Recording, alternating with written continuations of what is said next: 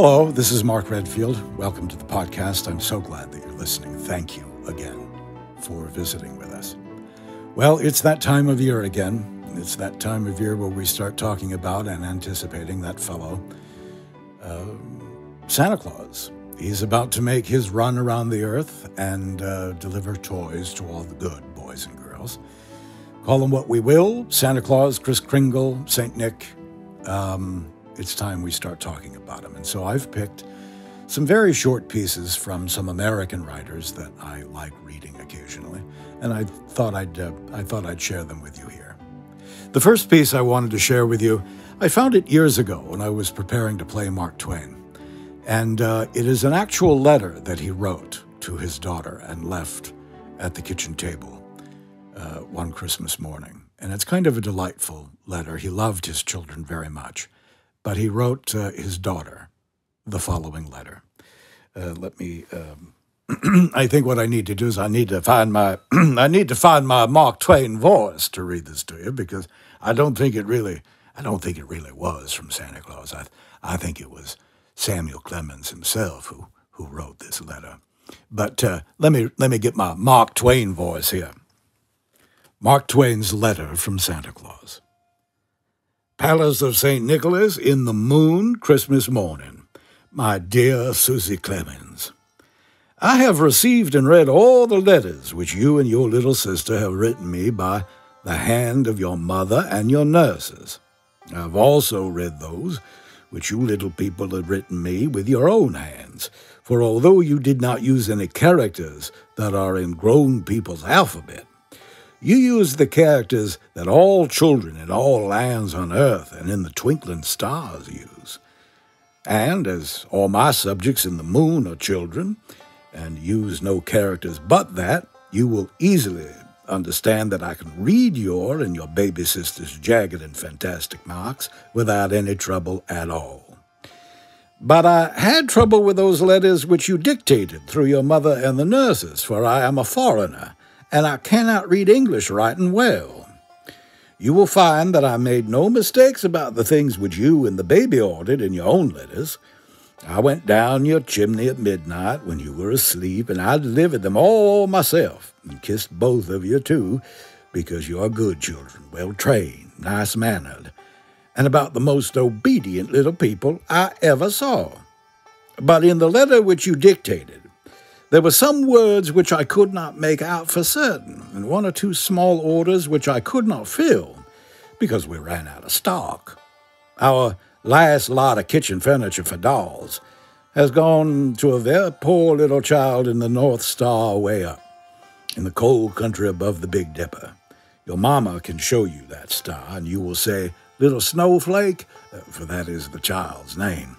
"I'm glad you got that furniture, for you need it more than I." That is, you must write that with your own hand, and Snowflake will write you an answer. If you only spoke, she wouldn't hear you. Make your letter light and thin, for the distance is great and the postage very heavy. There was a word or two in your mamma's letter which I couldn't be certain of. I took it to be, quote, "a trunk full of doll's clothes," end quote. Is that it? I will call at your kitchen door about 9 o'clock this morning to inquire, but I must not see anybody, and I must not speak to anybody but you. When the kitchen door bell rings, George must be blindfolded and sent to open the door. Then he must go back to the dining room or the china closet and take the cook with him. You must tell George he must walk on tiptoe and not speak, otherwise he will die someday. Then you must go up to the nursery and stand on a chair on the nurse's bed and put your ear to the speaking tube which leads down to the kitchen. And when I whistle through it, you must speak in the tube and say, "Welcome, Santa Claus." Then I will ask whether it was a trunk you ordered or not. If you say it was, I shall ask you what color you want the trunk to be. Your mama will help you to name a nice color, and then you must tell me every single thing in detail which you want the trunk to contain. Then when I say, "Goodbye and a Merry Christmas to my little Susie Clemens," you must say, "Goodbye, good old Santa Claus," I thank you very much, and please tell that little snowflake I will look at her star tonight, and she must look down here. I will be right in the West Bay window. And every fine night I will look at her star and say, I know somebody up there, and like her too. Then you must go down into the library and make George close all the doors that open into the main hall, and everybody must keep still for a little while. I will go to the moon and get those things, and in a few minutes I will come down the chimney that belongs to the fireplace that is in the hall, if it is a trunk you want, because I couldn't get such a thing in a trunk down the nursery chimney, you know. People may talk if they want until they hear my footsteps in the hall.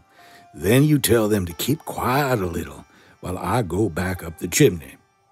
Maybe you will not hear my footsteps at all, so you may now go and then peep through the dining room doors, and by you will see the things that you want, right under the piano in the drawing room, for I shall put it there.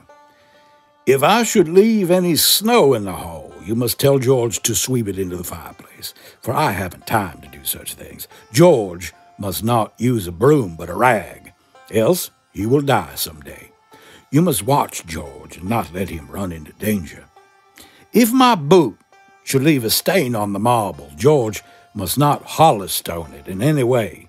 Leave it there always in memory of my visit, and whenever you look at it or show it to anybody, you must let it remind you to be a good little girl.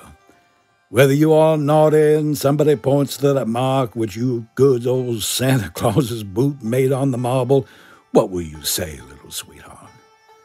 Goodbye for a few minutes, till I come down to the world and ring the kitchen doorbell.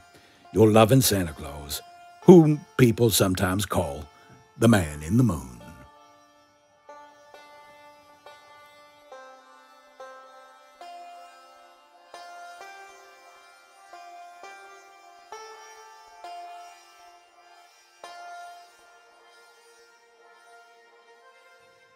Not all children believe in Santa Claus. There was a little boy who lived in Baltimore, and one of the great American humorists, Ogden Nash, wrote a little something about this terrible little brat who did not believe in Santa Claus.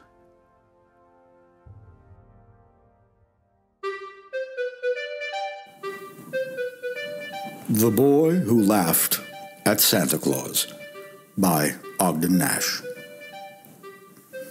In Baltimore, there lived a boy. He wasn't anybody's joy. Although his name was Jabez Dawes, his character was full of flaws. In school, he never led his classes. He hid old ladies' reading glasses. His mouth was open when he chewed, and elbows to the table glued. He stole the milk of hungry kittens and walked through doors marked "No Admittance." He said he acted thus because there wasn't any Santa Claus. Another trick that tickled Jabez was crying "boo" at little babies. He brushed his teeth, they said in town, sideways instead of up and down. Yet people pardoned every sin and viewed his antics with a grin. Till they were told by Jabez Dawes, there isn't any Santa Claus. Deploring how he did behave, his parents swiftly sought their grave. They hurried through the portals pearly, and Jabez left the funeral early. Like whooping cough, from child to child, he sped to spread the rumor wild. Sure, my name is Jabez Dawes. There isn't any Santa Claus. Slunk like a weasel of a martin through nursery and kindergarten, whispering low to every tot, there isn't any, no, there's not. The children wept all Christmas Eve, and Jabez chortled up his sleeve. No infant dared hang up his stocking for fear of Jabez ribald mocking. He sprawled on his untidy bed, fresh malice dancing in his head, when, presently, with scalp a-tingling, Jabez heard a distant jingling. He heard the crunch of sleigh and hoof crisply aligning on the roof. What good to rise and bar the door? A shower of soot was on the floor. What was beheld by Jabez Dawes? The fireplace full of Santa Claus. Then Jabez fell upon his knees with cries of "Don't" and "Pretty please." He howled, "I don't know where you read it, but anyhow, I never said it." "Jabez," replied the angry saint, "it isn't I, it's you that ain't. Although there is a Santa Claus, there isn't any Jabez Dawes." Said Jabez, then with impudent vim, Oh, yes, there is, and I am him. Your magic don't scare me, it doesn't." And suddenly he found he wasn't. From grimy feet to grimy locks, Jabez became a jack-in-the-box, an ugly toy with springs unsprung, forever sticking out his tongue. The neighbors heard his mournful squeal. They searched for him, but not in zeal. No trace was found of Jabez Dawes, which led to thunderous applause, and people drank a loving cup and went and hung their stockings up. All you who sneer at Santa Claus, beware the fate of Jabez Dawes, the saucy boy who mocked the saint. Donner and Blitzen licked off his paint.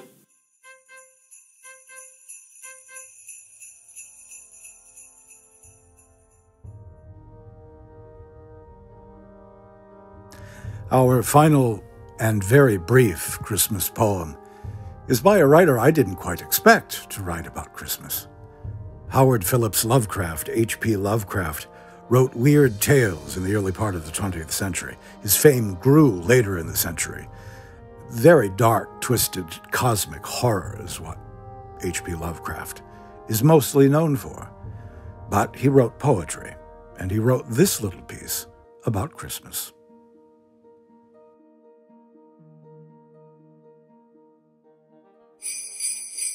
Good Saint Nick by H.P. Lovecraft. May good Saint Nick, like as a bird of night, bring thee rich blessings in his annual flight. Long by thy chimney rest his ponderous pack, and leave with lessened weight upon his back.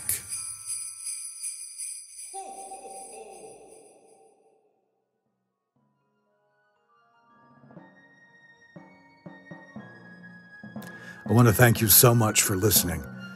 I'm really, really glad that you've been coming and listening to our podcasts, as eclectic as they have been. The interviews we've done, the readings we've given, the music. We love sharing it with you, and we're glad that you're here and listening. We're going to leave you with a piece of music by composer Jennifer Rouse. She has arranged a version of Rudolph, the Red-Nosed Reindeer, which she calls Rudolph's Nightmare. Happy holidays, everyone.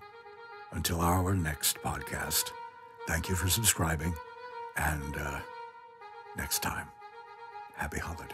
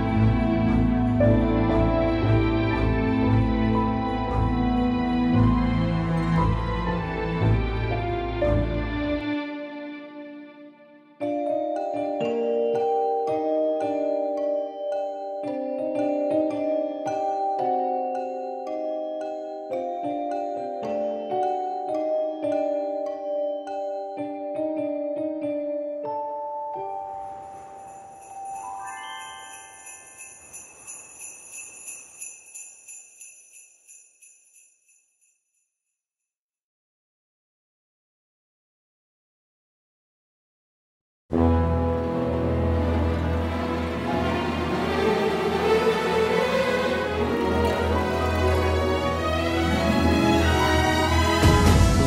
Arts Audio. Marley was dead, to begin with. There is no doubt whatever about that. The register of his burial of his approach. Bah, said Scrooge. Humbug. Christmas a humbug, Uncle? You don't mean that, I am. Who are you? Ask me who I was. Who were you then? In life I was your partner, Jacob Marley. And what are you? I am the ghost of Christmas past. Why, it's old Fezziwig! Bless his heart! It's Fezziwig alive again! Come in and know me better, man. I am the ghost of Christmas present. Look upon me. As the last stroke ceased to vibrate, he remembered the prediction of old Jacob Marley and, lifting up his eyes, beheld a solemn phantom, draped and hooded, coming like a mist along the ground towards him. A Christmas Carol by Charles Dickens, as told by Mark Redfield. Music and sound design by Jennifer Rouse. From Redfield Arts Audio.